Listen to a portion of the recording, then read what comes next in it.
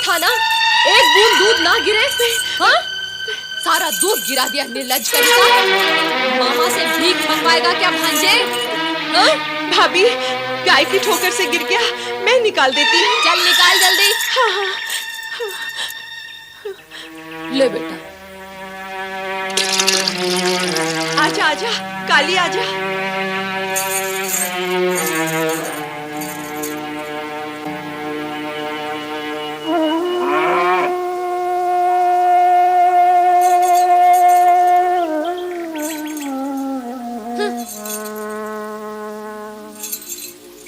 P ले, जल्दी जल्दी पी।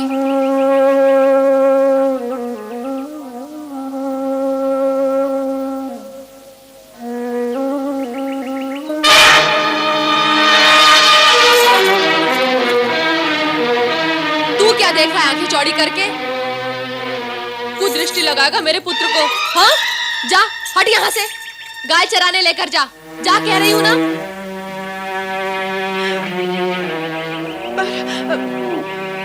ले और दूध पी ले।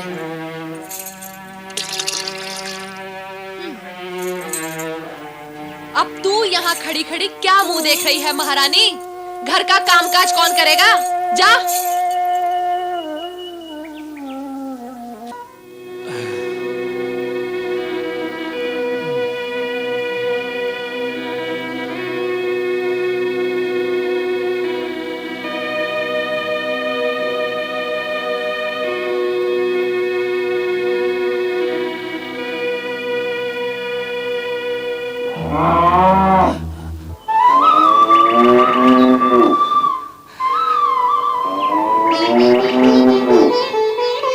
लो बहन, ये मिष्ठान है तुम्हारे और उपमन्यु के लिए, एक यजमान ने दिए हैं।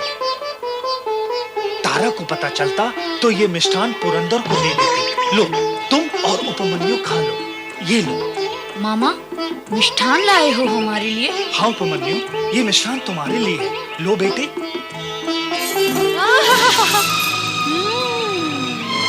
मिष्ठान, लड्डू।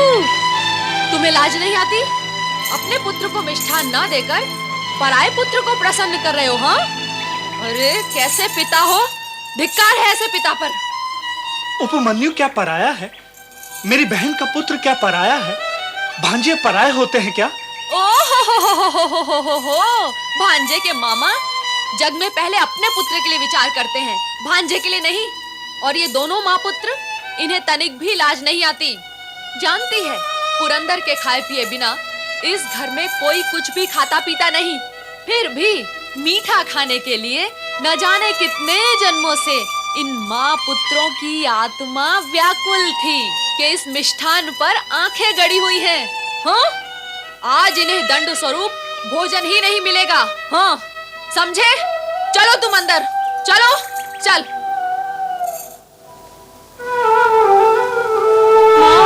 हाँ बेटा, भाग्य का लेखा कोई नहीं मिटा सकता।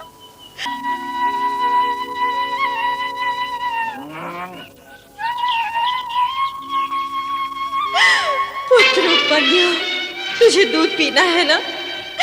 अरे तो शिव की आराधना कर, वे तुझे दूध का सागर प्रदान करेंगे। शिव की आराधना कर, शिव की आराधना कर पुत्र। हाँ माँ, मैं शिव की आराधना करूंगा, अवश्य करूंगा। अब मैं घर नहीं आऊंगा। दूध के लिए नहीं, तुम्हारी दुख दूर करने के लिए मैं शिव की आराधना करूंगा। जब मैं भगवान शिव की शरण में जाऊंगा, तब तुम्हारे दुखों का अंत हो जाएगा माँ।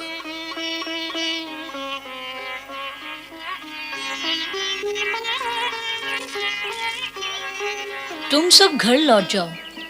यदि बता सको तो मेरी माँ को बता देना कि मेरी चिंता न करे। उससे कहना कि तुम्हारा पुत्र तुम्हारी आज्ञा का पालन कर भगवान शिव की शरण में चला गया है। जाओ गौ माताओं, घर चली जाओ।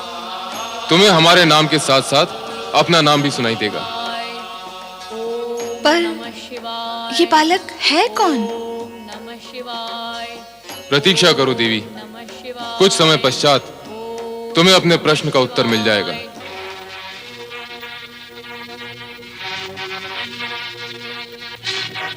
क्यों री, तू तो अपने पुत्र को लेने गई थी, फिर अकेली क्यों चली आई?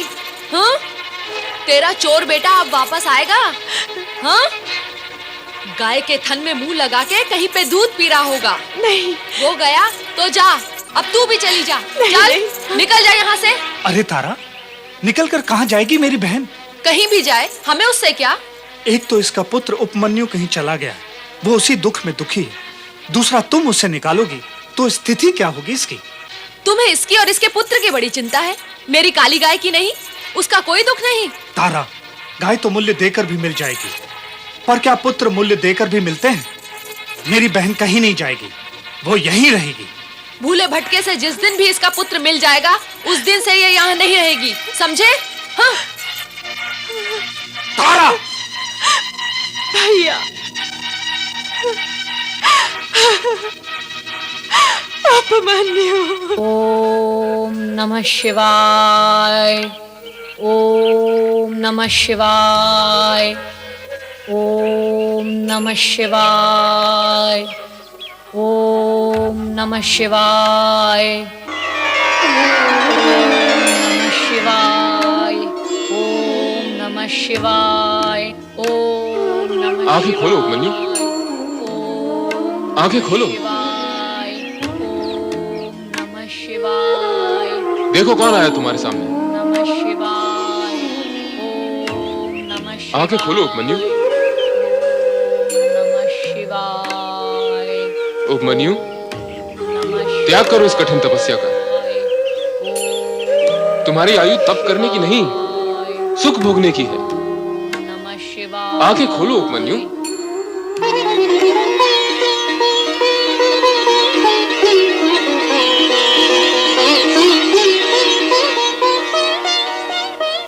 प्रिय उपमन्यु, मैं तुम्हारी दरिद्रता दूर करने आया हूं, तुम्हें स्वर्ग का सुख प्रदान करने आया हूं।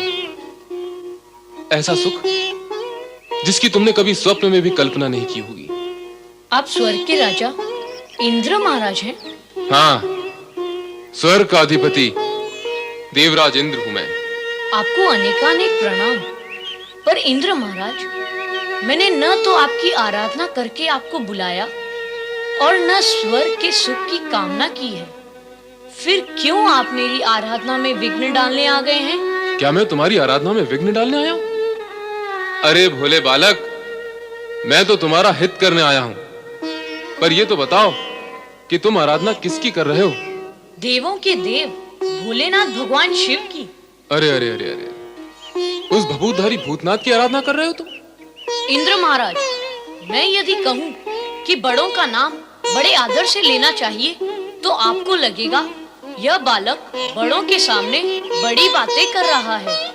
आप तीनों लोकों में पूजे जाने वाले भगवान शिव का नाम छोटे मन और खोटे शब्दों से ले रहे हैं। अरे, बालक होकर बड़ों की भांति तर्क करता है। सत्य को समझने की ना तेरे पास आयु है ना अनुभव, फिर ज्ञान कहां से होगा? मैं तेरा हित सोच रहा हूं बालक। मेरा हित सोचने के लिए भगवान शिव को अपशब्द कहना क्या आवश्यक है इंद्र महाराज? नहीं उपमन्यु, उन्हें अपशब्द कहना मेरा अभिप्राय नहीं। मेरा अभिप्राय तो केवल इतना है कि तुम्हें यह ज्ञान दे सकूं कि शिव की आराधना में अपना समय नष्ट न करो। तुम्हें तनिक भी लाभ होने वाला नहीं। तुम स्वयं सोचो, जिसके पास भभूत के अतिरिक्त अन्य कुछ भी नहीं है, वो तुम्हें क्या देगा? देने लेने का विचार तो व्यापारी करते हैं इंद्र महाराज, आराधना करने वाले आराधक नहीं। मेरी माता और स्वर्गीय पिता ने मुझे यही ज्ञान दिया है कि इस जगत में शिव से श्रेष्ठ अन्य कोई वरदाता है ही नहीं, और माता पिता का दिया हुआ ज्ञान कभी असत्य नहीं होता। वो शमशान वासी और श्रेष्ठ वरदाता? किस भ्रम में पड़े हो उपमन्यु? मेरे भ्रम के कारण आप क्यों चिंता में पड़े हैं इंद्र महाराज? अपना भ्रम मुझे प्रिय है। आपसे विलंब प्रार्थना है कि आप यहाँ से चले जाएं और मुझे शिव आराधना करने दें। अरे निर्बुद्धि, तू तो ज्ञान शून्य और अनुभव शून्य है। तुझे तो ज्ञान ही नहीं कि शिव कभी किसी का कुछ हित नहीं करता। मैं स्वर्ग का सम्राट, देवताओं का राजा, स्वयं तेरे पास आया हूँ तेरे दुख निवारण के लिए, तुझे स्वर्ग ले जाने के लिए, स्वर्गीय सुख सुविधाएं प्रदान करने के लिए। और तू है कि अपनी हट पर अड़ा हुआ है।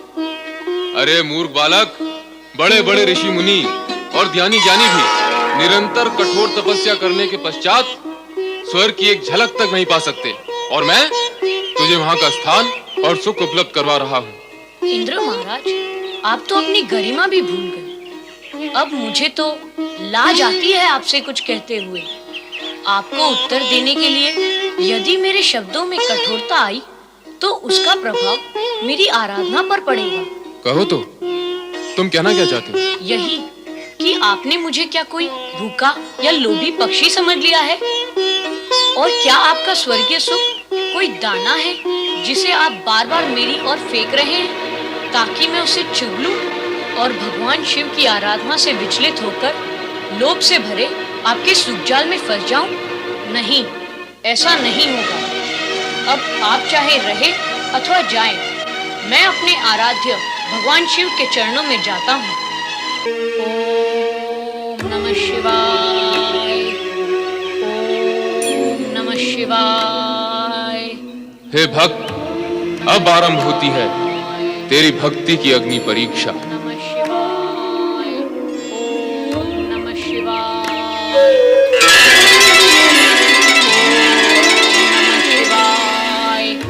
ओम नमः शिवाय। अब भी समय। अरे अज्ञानी, मान ले मेरी बात, त्याग दे शिव का विचार। नहीं, प्राण त्याग सकता हूँ किंतु भगवान शिव का विचार और भक्ति नहीं त्याग सकता। भोलेनाथ मेरे वेश में, हाथ में गदा, वस्त्र भी मेरे ही जैसे, क्या कारण हो सकता है इसका? अंतिम बार विचार कर ले अज्ञानी बालक, मैं तुझे स्वर्ग का स्वामी बना सकता हूँ।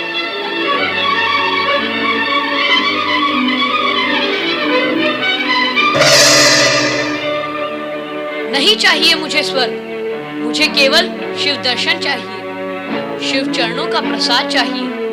बोलो, दिला सकते हो? नहीं, बस तुम मुझे क्या शिव दर्शन कराओगे? मैं स्वयं शिव को प्रसन्न करूंगा। ओम नमः शिवाय,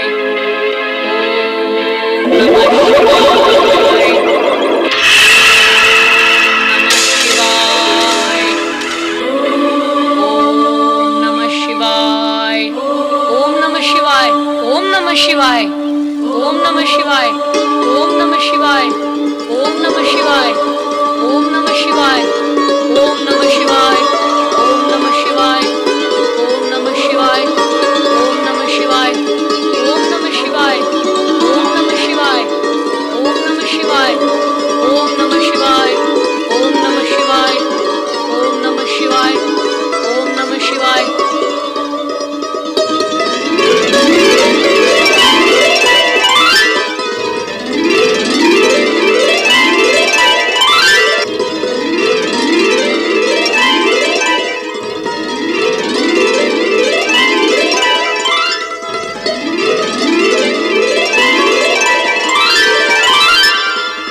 ओम नमः शिवाय, ओम नमः शिवाय, ओम नमः शिवाय, ओम नमः शिवाय।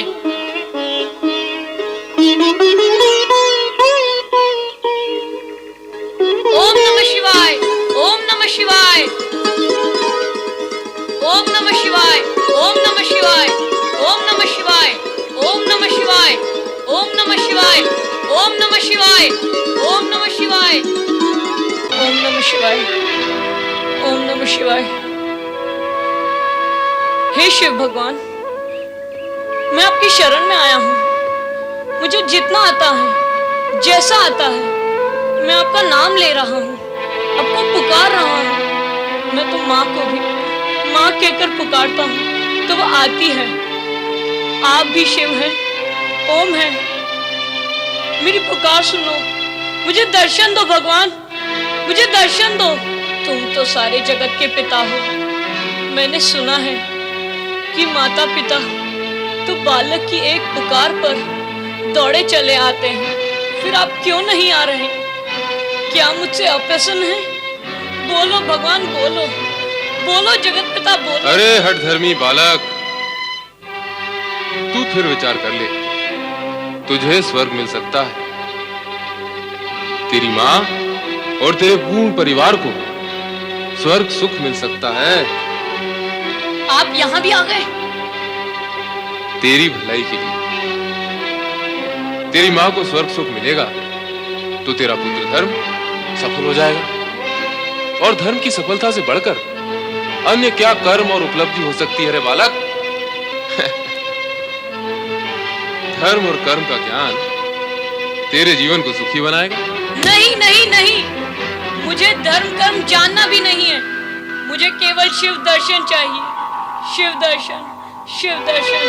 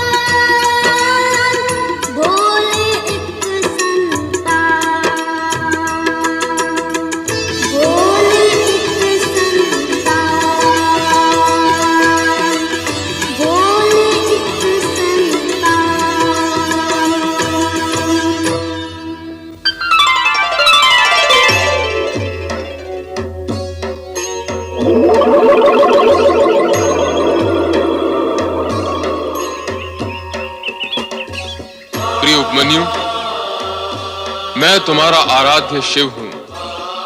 आंखें खोलो पुत्र, आंखें खोलो।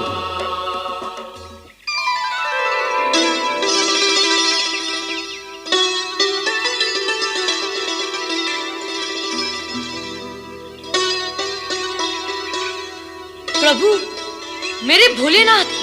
प्रिय भक्त उपमन्यु, मेरे द्वारा ली गई कठोर से कठोरतम परीक्षा में तुम खरे उतरे हो। इस अल्प आयु में निरे बालक होते हुए भी तुमने स्वर्ग के प्रलोभन तक को ठुकरा दिया।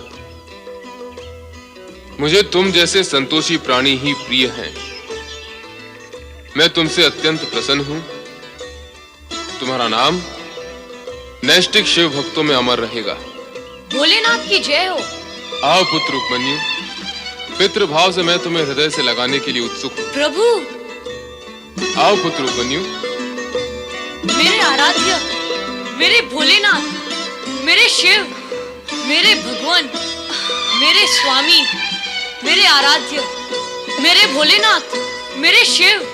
मैंने कहा था ना देवी कि तुम्हारा पुत्र वियोग शीघ्र ही समाप्त होगा। ये देखो, तुम्हें उपमन्यु के रूप में एक और पुत्र प्राप्त हुआ है। इसे तुम अपनी ममता का वरदान दो। जाओ पुत्र। माता पार्वती को प्रणाम। पुत्र उपमन्यु,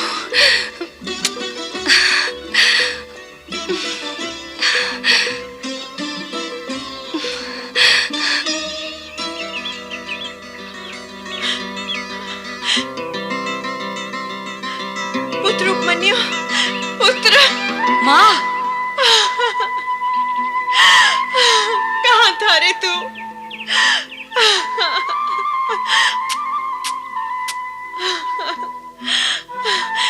तूने मेरा स्वप्न साकार कर दिया पुत्र।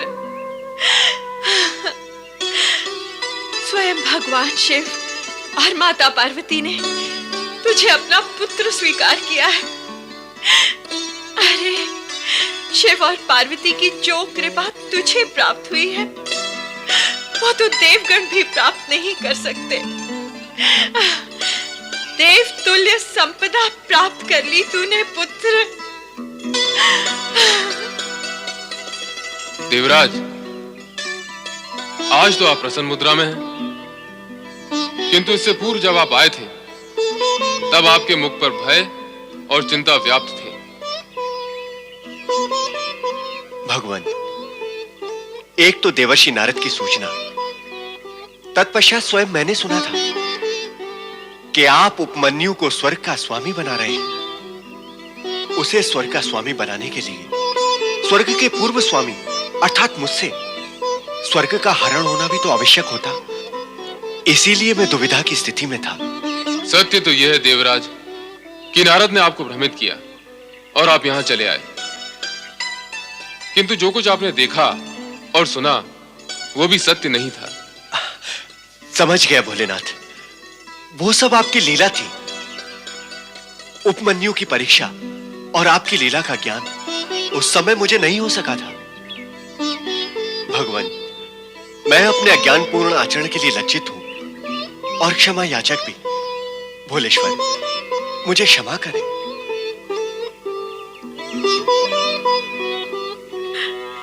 माता पार्वती और भगवान शिव को मेरा प्रणाम।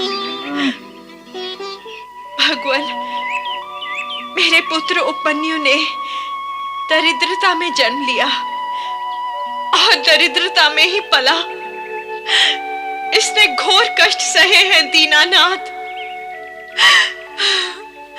सुख के नाम से तो कभी इसका परिचय ही नहीं हुआ। दूध पीने की इसकी इच्छा मैं कभी पूरी नहीं कर सकी भगवान। देविका, तुमने अपने पुत्र से कहा था कि शिव की आराधना करने से उसे दूध का सागर प्राप्त होगा। तुम्हारी इसी वाणी को सत्य प्रमाणित करने के लिए हम इसी समय उपमन्यु को क्षीर सागर प्रदान करते हैं, जो कभी भी समाप्त नहीं होगा। आओ मेरे साथ।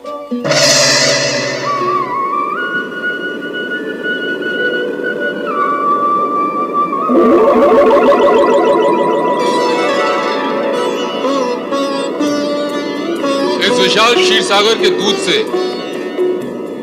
सभी शिव भक्तों की दूध की इच्छा पूर्ण होगी। कोई भी अतृप्त नहीं रहेगा।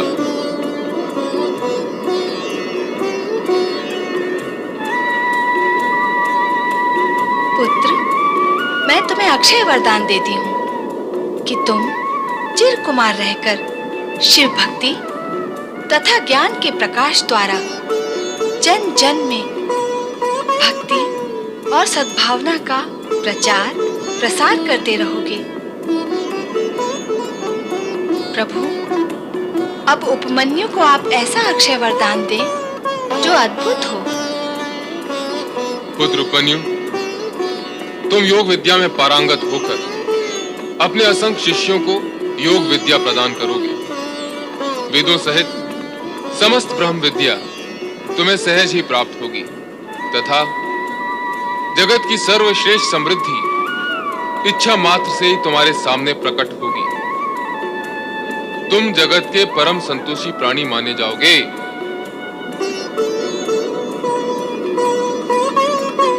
प्रभु, आपकी कृपा के अतिरिक्त अन्य मुझे कुछ भी इच्छा नहीं है। ओम नमः शिवाय। प्रणाम देवेश्वर, प्रणाम माता। आपके दर्शन हुए और क्या देवर्षि? और यही माता कि आपके साथ साथ आपके इस भाग्यशाली पुत्र के भी दर्शन हो गए, जो भाग्य के विषय में देवगण से अधिक भाग्यशाली सिद्ध हुए हैं। हाँ नारद, उपमन्यु के रूप में पार्वती को एक और पुत्र की प्राप्ति हुई है। केवल माता पार्वती को? नारायण नारायण। प्रभु, माता पार्वती जिसकी माता है उसके पिता भी तो आप ही हैं। आप दोनों को पुत्र प्राप्ति के लिए बधाई हो। तुम्हारी बधाई तो हम ग्रहण कर लेंगे नारद, किंतु तुम्हारी लीला अत्यंत कष्टकारक होती है। मेरी लीला? नारायण नारायण। हे त्रिकालदर्शी, लीलाकारी तो आप हैं। मैं कहाँ ये लीला वीला जानता हूँ। जानते ही नहीं, तुम लीलाएं करते भी हो। तुमने हमारा इंद्र रूप देखकर इंद्र को भयभीत कर दिया था। देवराज इंद्र की सभी इंद्रियां डामाडोल हो गई थी। वो सब कुछ तो अब सिमट चुका है, किंतु अब उपमन्यु को हमारे पुत्र के रूप में देखकर तुम कहीं कार्तिकेय और गणेश को भ्रमित मत कर देना। नारायण नारायण। कहाँ देवराज इंद्र और कहाँ आप दोनों में धरती आकाश जितना अंतर है, तो मेरे आचरण में भी आप दोनों के प्रति अंतर अवश्य होगा। प्रभु, मेरा विचार है अब आपसे आज्ञा लेनी चाहिए। हम भी साथ चलेंगे नारद। हमारा आशीर्वाद सदा तुम्हारे साथ है उपमन्यु।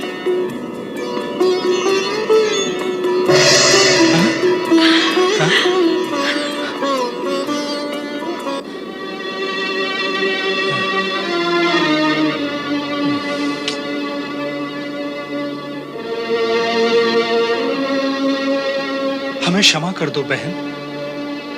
मैंने तुम्हें कभी भी कष्ट देना नहीं चाहा, फिर भी मैं तुम्हारा दोषी हूँ। मुझे क्षमा कर दो बहन। नहीं भाई, सारा दोष तो मेरा है, अपराधिनी तो मैं हूँ।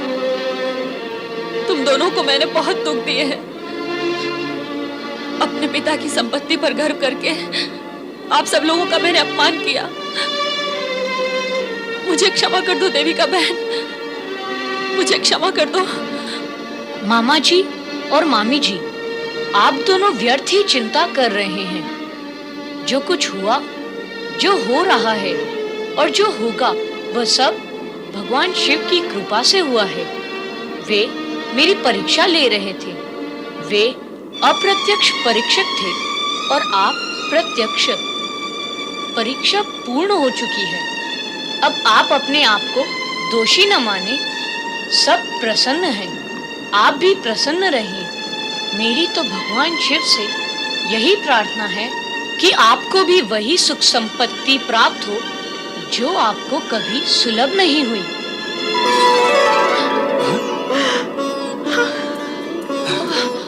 अरे क्या?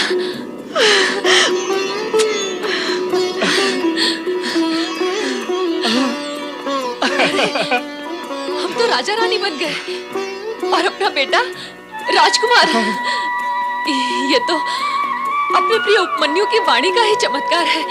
बहन देविका, उपमन्यु के कारण हमें दूर से भगवान भोलेनाथ और माता पार्वती के दर्शन भी हुए और ये वैभव भी। हमारे लिए सुख वैभव की इच्छा कर हमें सब कुछ प्रदान करने वाला स्वयं इस साधु वेश में क्यों? इसलिए मामी, अब मैं और माँ आश्रम बनाकर भगवान शिव की आज्ञानुसार ब्रह्म विद्या का प्रचार करेंगे। ओम नमः शिवाय। ओम नमः शिवाय।